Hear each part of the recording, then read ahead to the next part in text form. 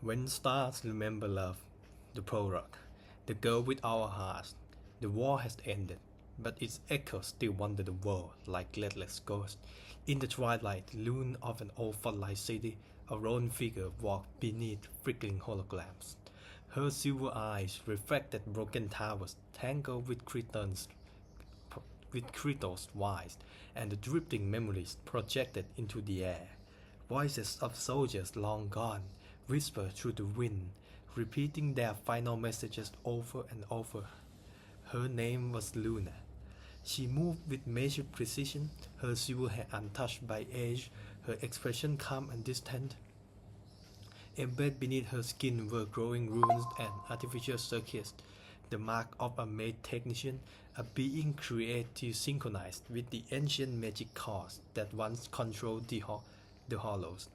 A hologram flickered to life in front of her. A young soldier appeared, smiling nervously at the projection. "I'm sorry, Mom," the record voice said. "I think I won't be coming home." The image repeated endlessly. Luna watched without reacting. Yet deep within her chest something stirred. A faint, unfamiliar pulse. She raised her hand slowly and pressed it against her heart. "What is this?" she whispered. There was no system error, no malfunctioning alert. Only a voice from long ago echoed through her memories. "One day, you will understand what love means." It was the final order given to her by her former commander. And Luna, who has never disobeyed a command in her existence, began her journey. For the start, Luna traveled for years. She walked through the abandoned Sunrise City, where magical echo replayed the final moment of the fallen. She visited a cybernetic settlement where emotions were stored in crystalline data and so as preserved memories. She passed sanctuaries where spirits and holograms of the dead still lingered, whispering farewell to no one in particular. Everywhere she went, people laughed, cried, argued, and embraced. Everywhere she went, Luna observed. "This must be love," she once said quietly, watching a couple hold hands beneath growing streetlight.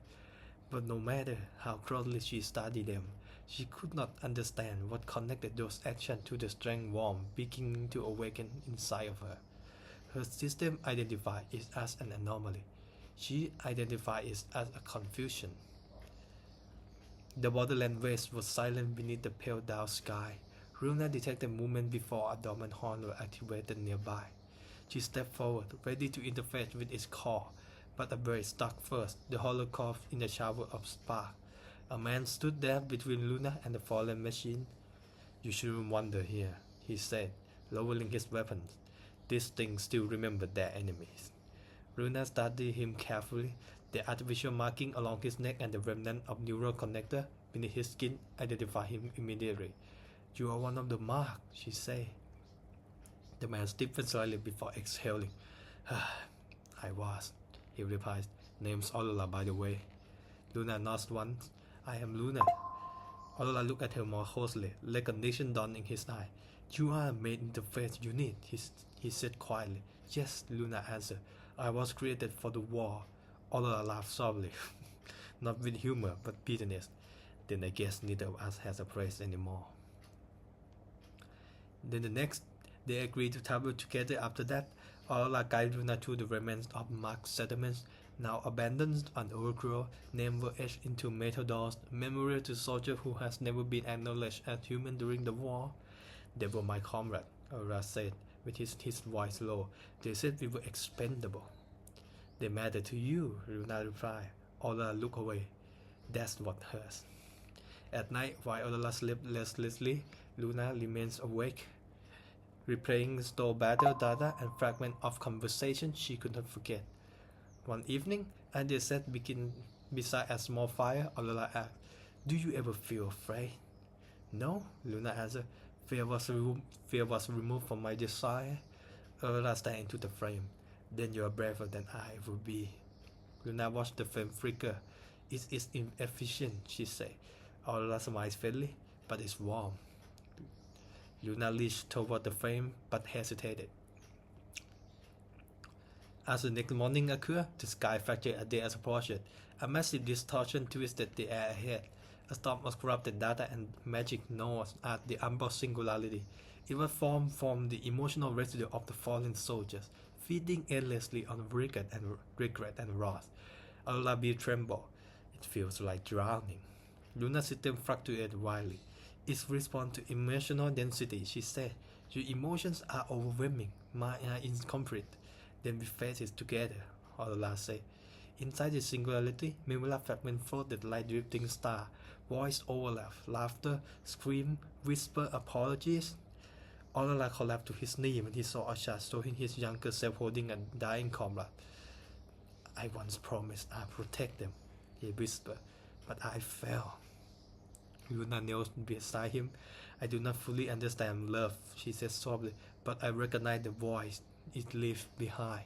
Her hand rested on his shoulder. For the first time, she felt pain, and she did not pull away.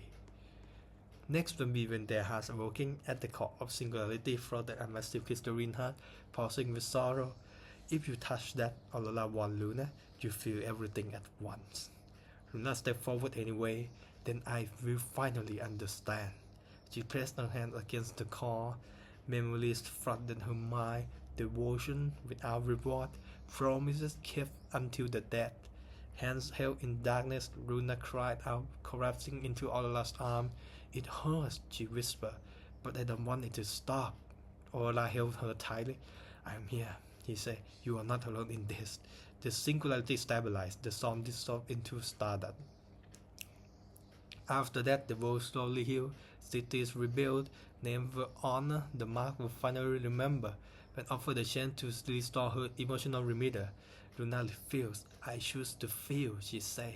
Weeks later, Luna and Aurora sat on a hill beneath a star-filled sky. Will this feeling disappear? Luna asked quietly. Aurora shook his head.